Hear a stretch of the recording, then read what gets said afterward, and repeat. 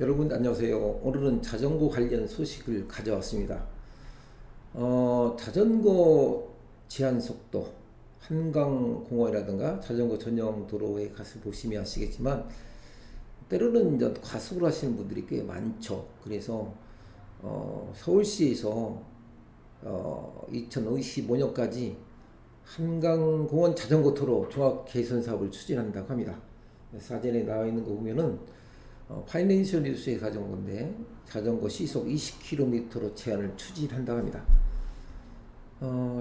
그러면 전기 자전거 타격이 있지 않을까 하는 생각이 들죠.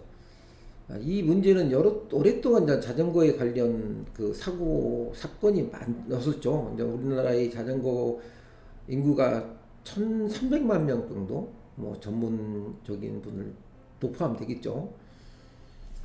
그래서 이제 서울 한강공원을 달리는 자전거의 제한 속도를 시속 20km 이내로 제한한다는 방안이 추진되고 있다고 합니다. 시속 40에서 50km 속도 제한 장치가 없는 전기 자동차와 최고급 사이클도 포함한다고 합니다. 사이클이 좋은 곳은 시속 50km 정도는 충분히 커버하고 남더라고요. 저는 뭐 그렇게 좋은 차는 자전거는 안 갖고 있지만 제가 한강공원에 다니면서 느꼈던 것이 좀 위험한 것도 있고 특히 이제 밤에 뭐 그런 게 저도 많이 느꼈거든요. 그러다 보니까 이런 민원이 상당히 많이 들어갔던 것 같아요. 이런 뭐 시라든가 더 정부에서는 민원이 없으면 이런 시행을 하지 않습니다. 왜냐하면 민원이 제일 중요하기 때문에. 그래서 제일 두려워하는 것이 이제 민원이죠. 그래서 이제 최고급 사이클도 이번 제약의 대상이 될 것이다라고 지금 얘기를 하고 있습니다. 그렇다면 수입산 일반적으로 자전거 같은 경우는 뭐 자전거 잘 타시는 분도 아시겠지만 수입산 또는 이제 자전거도 이제 개조를 하잖아요. 개조된 전기 자전거의 경우도 속도 제한이 장치가 없는 경우도 있죠. 그런데 이번에 더 중요한 것은 최고급 사이클 경우 같은 경우는 일반 자전거에 비해서는 비교가 안 되잖아요. 뭐 제가 봐도 쫓아갈 수가 없어요. 저는 뭐 그 정도는 아닌데 그러다 보니까 최근에 몇 년 동안 5년 동안 한강군에서 발생한 전기 자전거뿐만 아니라 자전거 사고가 상당수 늘어났다는 거죠. 이게 보통 우리가 보이는 것뿐만 아니라 민원도 발생할 수 있고 교통법규라든가 이런 등등의 사건들이 많다 보니까 아무래도 문제가 된 거죠. 그래서 이제 상당수의 이렇게 사고가 많이 일어나니까 그 중에서도 뭐가 많이 일어나냐면 자전거와 자전거 간 사고가 가장 많았다는 얘기죠. 그러니까 자전거 사고라는 것은 잘 타시는 분과 라이딩을 잘 타시는 분과 아니면 이제 어린 초보자들 이런 분들이 사실상 한강공원에 가도 설 곳이 없어요. 자전거 탈 곳이 없어요. 설 곳이 아니라. 그러다 보니까 이런 것이 그래도 이제 사건이 사람과 자전거에는 뭐 그렇게 많은 사건이 있진 않았는데 자전거와 자전거 사고가 가장 많았다는 통계가 나왔다고 합니다. 특히 자전거 간과 자전거와 사람 간의 사고는 모두 다 어디에 포함되어 있을까요? 과속에 포함될 수밖에 없죠. 과속주행으로 인해서 생길 수밖에 없죠. 그 비율이 50% 가까이 됐다 하죠. 이 같은 사고 예방을 위해 서울시에서는 한강공원 자전거에 대한 도로 종합 개선을 추진한다 합니다. 뭐 이럴 때 자전거 잘 타시는 분을 위해서 도로 하나 만들어 주면 더 좋겠죠. 근데 그게 현실적으로 불가능할 수 없죠. 여기서 말하는 것은 한강공원이라는 것은 안전하게 많은 서울 시민이라든가 다른 지역도 마찬가지죠. 공원에서는 모든 사람들이 함께 공유할 수 있는 공간이죠. 그렇다고 해서 자전거 도로가 없는 것도 아닌데 있는데 거기에서 사건 사고가 있는 거죠. 문제는 제가 봐도 과속도 문제지만은 이게 이렇게 병렬로 가는 데가 좀 많은 분들이 그런 데에서 문제가 생기고 자전거를 타시면 대부분 분들이 안 내리려고 해요. 저도 마찬가지지만 조금 건널목이라든가 이런 위험한 소리가 있으면 안 내리고 피해서 가려는 거죠. 이 자전거의 특성상 자전거가 속도가 떨어지면 다시 페달을 밟아야 된다는 그 힘이 많이 들어가서 그런지 안 내리고 피해서 가려는 거죠. 그러니까 피해서 가는 과정에서 사건 사고가 많이 생길 수밖에 없죠. 그래서 제가 말씀드린 것은 이런 것은 모두 과속에 의해서 생겼다. 그리고 또 하나는 공허이라는 그 특수성을 우리는 인지를 하지 못했다는 점에서 문제가 있는 거죠. 저도 이제 주말에 뭐 이렇게 또 자전거 한강에 탈 때도 있지만은 밤에는 자전거 라이트를 켜시는 분들은 그렇게 많지 않죠. 그런데도 도로마다 이 제한 속도가 있어요. 당신이 제한 속도는 당신이 현재 속도는 얼마 이렇게 나와 있거든요.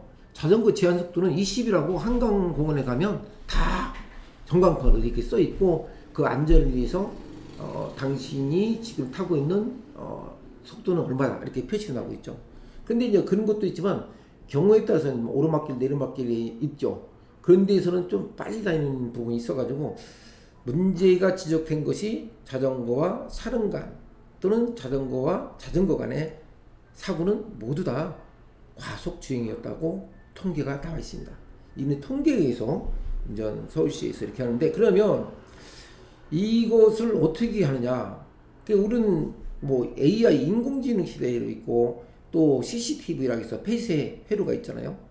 그래서 이것을 스마트 시스템을 설치를 해가지고 그 AI 기반으로 해가지고 자전거 속도를 탐지해서 전광판의 속도를 표출하고 그 안전 속도에 의한 안내 방송도 함께 송출한다 하는데, 그런데 있는 사고가 나면 사고 나서 사라지면 끝이잖아요. 제가 자전거 번호판 달기 운동을 하고 있는 이유가 뭐냐면, 이제 번호판이라는 것은 꼭 자전거에 부착시킬 수 있지만 최소한도 자전거를 스마트 시대니까 타러 나오면은 들어가는 대부분 서울시 같은 경우에는 입구가 있거든요. 그런 데는 뭐 자전거 전용 한강 들어갈 적에는 자전거 타시는 분한테 최소한도 그쪽에서 들어가고 할 때 하는 그 기능, 내가 자전거 타러 들어갈 수 있는 스마트폰에 어플을 장착을 해가지고 태그를 하면 굳이 번호판을 안 달아도 이분이 여기서 자전거를 타고 있다는 것을 인지할 수 있고, 나중에 무슨 사건 사고가 나면은 충분히 CCTV가 많거든요. 이 CCTV를 통해서 폐쇄를 통해서 그런 사건과 그런 문제를 감지할 수 있고, 요즘 자전거도 블랙박스 달고 다니는 분들이 꽤 많아요. 저도 마찬가지로 달고 자전거 타러 나가고 자동차도 마찬가지죠. 왜 그러면 자기 자신의 안전을 위해서 그럴 수밖에 없는 거죠. 그래서 이제 블랙박스도 요즘 뭐 그렇게 비싸지 않으니까 내가 라이딩하고 자전거를 타고 다니는 순간은 충분히 그 기록이 충분히 가능해요. 반드시 자전거 타시는 분들은 이후에 어쨌든 어린아이든 어른이든 자전거 블랙박스를 꼭 헤드랜턴처럼 달고 다니시는 것이, 주행하시는 것이 상당히 도움이 됩니다. 나중을 위해서. 그리고 이제 이것을 이제 이렇게 해야만이, 물론 이제 계몽이죠. 이렇게 해당 시설을 많이 설치해가지고 자전거 속도 탐지할 수 있지만 지금도 돼 있는데도 안 지키는 것도 문제 있는 거죠. 근본적인 문제를 해결해야 되는데 안 하니까. 그래서 내가 자전거를 타러 갈 때는 최소한도 이 정도의 기본적인 어떤 시스템에 참여를 해줘야 된다는 얘기죠. 공원이기 때문에. 뭐 다른 도로도 마찬가지죠. 근데 그렇지 않은 경우서 발생할 때는 분쟁의 소지가 있고, 또 이것을 가지고 오랫동안 지속하다 보면 경제생활 할 때도 문제가 있고 법적 다툼에서도 문제가 많이 생길 수가 있는 거죠. 또 이제 횡단보도가 있는 그 자전거 도로가 있죠. 글쎄요, 횡단보도가 있는데 그 지역에 일반적으로 자동차는 횡단보도에 멈춤해야 된다 하는데 사실상 사람이 없으면 지나가잖아요. 자동차든 자전거든. 그걸 지키는 분이 그렇게 많지가 않아요. 그러면 이럴 때 문제는 어떻게 되냐라면 이렇게 횡단보도보다 높게 설치된 뭐 이렇게 횡단보도를 만들겠다. 그래서 과속 방지턱 등을 두고 소행을 유도하겠다. 그러면 이게 과속 방지턱 등은 또 사고 날 위험성도 있죠. 과속 방지턱에. 이런 것을 없어도 우리가 스스로 충분히 이런 신호라든가 또는 그게 맞는 시스템에 따라준다면은 자전거 비싼 자전거 타고 다니시는 분들 잘못하다가 부서질 수 있죠. 우리 스스로가 만들어내는 일이 아닌가 생각이 들기도 합니다. 과속 방지턱은 설치하는 것은 그것만이 서행을 유도하는 방법이라면 그렇게 할 수밖에 없다는 거죠. 또 이제 자전거 도로와 이제 이것도 하나 말할게요. 자전거 도로와 보행로가 있잖아요. 자전거와 여러분들 뭐 도로교통법 잘 아시겠지만 자전거와 보행자 도로 인도에서 이런 것도 많죠. 제가 이제 올린 영상 보면은 자전거는 인도에서는 무조건 끌고 가야 된다라는 말이에요. 근데 아까 좀 전에 말씀드린 대로 자전거 타신 분들은 내려서 가는 걸 왜 빨리 가기 위해서 편안하게 가기 위해서 자전거 탔는데 내가 왜 걸어서 가야 돼? 그럼 차라리 자전거 안 타고 가면 되지? 이런 생각할 수가 있죠. 그래서 이 자전거 도로와 보행도에서 생기는 여러 가지 사건 사고가 민원이 많이 들어와요. 뭐 다산 콜센터를 통해서. 그러니까 이런 것들은 지금 미흡한 상태에서 자꾸자꾸 개선할 수 있게끔 해야 되겠죠. 당연하죠. 그래서 자전거 도로와 보행로도 개선도 추진하고 우선 자전거 도로의 경우 이제 자전거 전용 도로에 사람이 가서도 안 되죠. 자전거만 가야 되니까. 그런데 그렇지 않은 경우도 있죠. 그럴 때는 자전거 도로의 경우 기존 도로보다도 도로폭을 조금 좀 넓혀주고 보행자도 역시 좀 넓혀줘가지고 이것이 자전거와 도로가 함께 병행할 수 있게끔 만들어주는데 또 모든 게 좁다 보니까 그래요. 이런 도로도 마찬가지지만 그래서 최소한 한강이 뭐 큰 엄청난 큰 길이의 그 코스가 있지 않기 때문에 충분히 제 생각에는 거기 또 돈 들어가는 것도 아니고 뭐 구입비가 들어가는 것도 아니다 보면은 최소한도 기존의 도로보다도 도로폭을 자전거 도로폭을 좀 더 1m든 뭐 이렇게 더 2m 넓혀주고 역시 보행로도 현재에서 뭐 1m, 2m인가 되는 걸 알고 있는데 2m에서 뭐 3m 늘려준다든가 이렇게 해주면 자전거도 잘 다니고 보행자들도 도로에서 산책하러 오신 분들도 어떡할까요? 이 자전거 도로에 들어오지 않고 왜냐면 보행자 도로도 사람이 많을 경우 평상시에는 괜찮은데 주말 같은 경우 오는 게 좀 문제가 많이 되거든요. 항시 우리는 제일 기대할지 제일 문제가 될 때의 상황을 놓고 설계를 해야 되죠. 그냥 낮에 평일날은 사람이 안 다니니까 이 정도 충분해 이건 아니라는 얘기죠.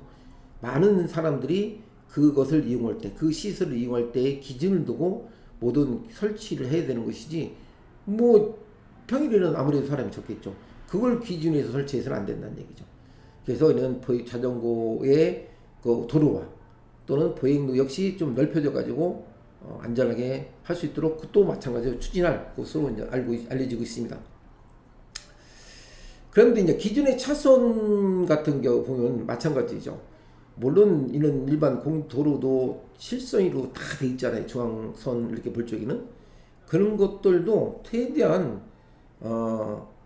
안전하게 잘 파악을 해가지고 도로도 직선 코스에서 자전거가 도로에 갔을 적에 자동차가 추월하고 갈 적에 그런 것 부분에는 최소한도 점선으로 이렇게 해줘가지고 자전거를 피해서 약간 중앙선을 넘어서 갈 수 있는 그런 제도적 그런 어떤 시스템을 바꿔줘도 줘야 되지 않는 생각이 듭니다.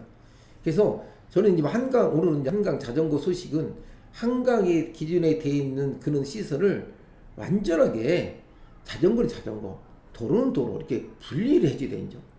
분리를 해줘도 또 너무 오고 하는 사람도 있겠지만은 그래도 최소한도 분리를 해주면 완전하게 분리하는 계속 해준다면 그런 자전거와 또는 자전거 사이, 자전거와 사람과의 사이에 있어라는 그런 사고를 줄여주지 않을까 하는 생각이 듭니다. 그래서 일단은 한강공원, 다른 지역은 한강공원이기 때문에 한강공원이 시민들을 보호하는 거죠. 시민들, 자전거 타시는 분들 시민이고 거기서 산책이라든가 반려견을 데리고 나와서 운동하시는 분들, 이분들 다 시민이죠. 다른 지역도 마찬가지고. 그런 거에 대한 교통사고로부터 보호하기 위해서는 최소한도 그 많이 다니는 그 구간, 자전거 전용도로, 자전거 구간에 있어서는 안전을 위해서, 최소한도 안전을 위해서 20km 이내로 제한하는 것이 바람직하고 도로교통법도 개정도 반드시 필요하다고 저는 봅니다. 자, 이런 상태에서 자전거 시속 20km 제한 속도를 줄인다 한다면 뭐 전기 자전거 타는 사람들은 뭐냐 이렇게 얘기할 수도 있죠. 전기 자전거를 타는 목적이 뭡니까? 빨리 가기 위해서 목적이 될 수가 있을까요? 아니면은 내가 페달을 밟는 것 자체가 힘이 들어서 전기 자전거를 탈까요? 제가 보기에는 후자일 것 같아요. 후자 전자 다 포함할 수도 있을 수 있고, 빨리 가면서 힘들지 않게 빨리 갈 수 있도록. 그러니까 빨리 간다는 것은 속도가 있을 수밖에 없죠. 한강 도로에 가서 보면은 그런 전기 자전거 타고 다니시는 분들이 나와요. 그 나오시는 분들이 운동하시러 나오는 거, 전기 자전거 타시는 분들이 그게 운동이 될까요? 예, 전기 자전거 타시는 분들, 킥보드를 타고 다니시는 분들, 이분들은 어떤 수단이죠. 힘을 덜 들기 위한, 나의 에너지를 덜 소비하기 위해서 하나의 수단이죠. 그래 자전거를 타러 나오시는 분, 운동을 위해서 나오시는 분들 있죠. 레저 활동이라든가. 그게 차이점이죠. 그럼 당연히 한강은 속도를 내게 하는 곳이 아니라 운동을 하는 곳이고 레저 활동하는 곳이죠. 그렇다면 전기 자전거도 제한 속도를 그 규정에 거기다 넣어야 된다고 저는 생각합니다. 그리고 또 하나, 자전거도 운동도 20km든 40km든 뭐 자전거 아까 말씀드린 자전거 성능이 좋은 건 1000만원대 같은 경우는 상당히 빠른 속도로 간다 말씀드린 것처럼, 그런 분들도 이쪽에서 자전거 탈 적에도 운동도 있지만 어떤 분들 내가 인터뷰에서 본 거 있지만 쾌감을 느끼기 위해서 그렇게 하시는 분들 계시다는 내가 한번 인터뷰를 한 적이 있는데, 그런 문제에 있어서는 한강에서는 조금 문제가 있지 않느냐. 그래서 한강공원은 모든 시민이, 서울에 있는 시민이든 그 근처에 있는 시민들이 레저 활동할 수 있는 그런 공동적인 하나의 시설이기 때문에 거기에 포커스를 맞춰주는 것이 맞지 않냐라는 생각도 해봅니다. 그래서 이번에는 자전거 시속 20km 제한을 추진하는 것과 그 대상이 전기 자전거도 또는 빨리 다니는 것도, 여기서 1000만원짜리 최고급 사이클이라는 것은 뭐냐면은 사고가 자전거와 사람 사이에 있는 것은 뭐에 있다? 아까 말씀드렸도 속도에 있다. 이 속도는 모두 다 과속 주행이라는 사고였다라는 것이 그 원인이었다는 거죠. 그래서 일정 구간 한강 자동차 공원, 그리고 이제 어떤 부분에서는 그 사람이 안 되는 부분이 있죠. 이게 제가 봤을 때 여의도 아니면 반포, 잠실, 뭐 이렇게 저쪽 뭐 암사동, 천호동 이런 공원들이 많이 있지 않습니까?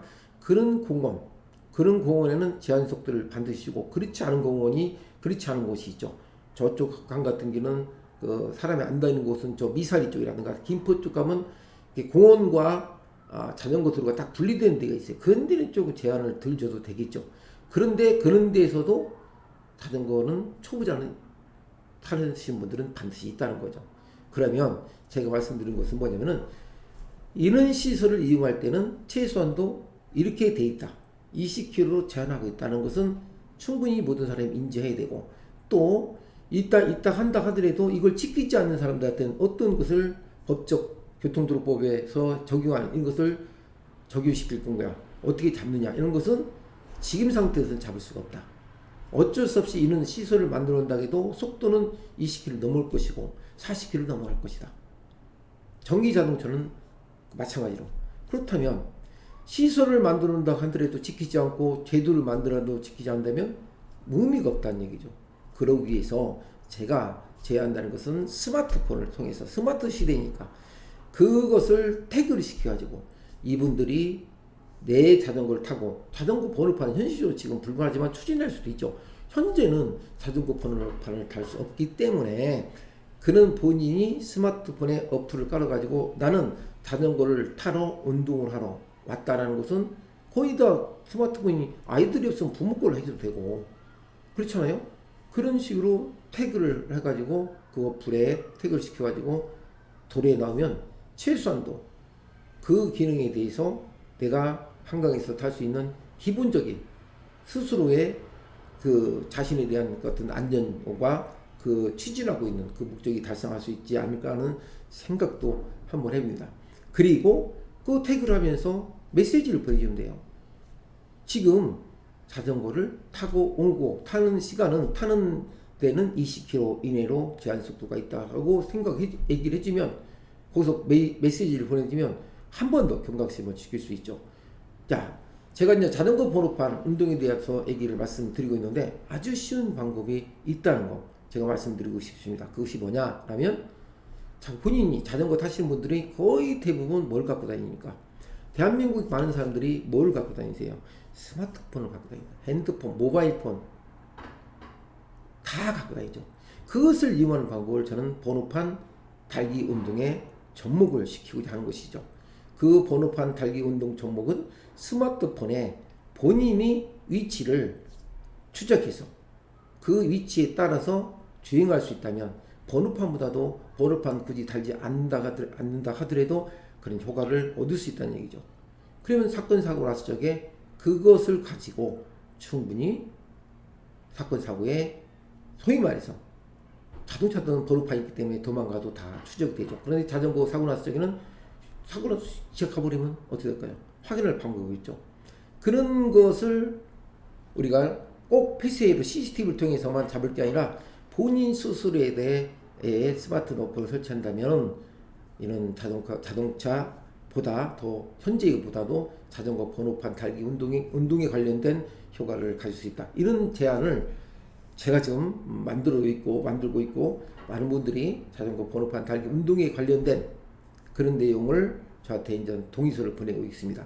여러분들도 제 영상을 보시고 그런 내용을 저한테 보내주시면 제가 청구해서 반드시 청원을 하도록 하겠습니다.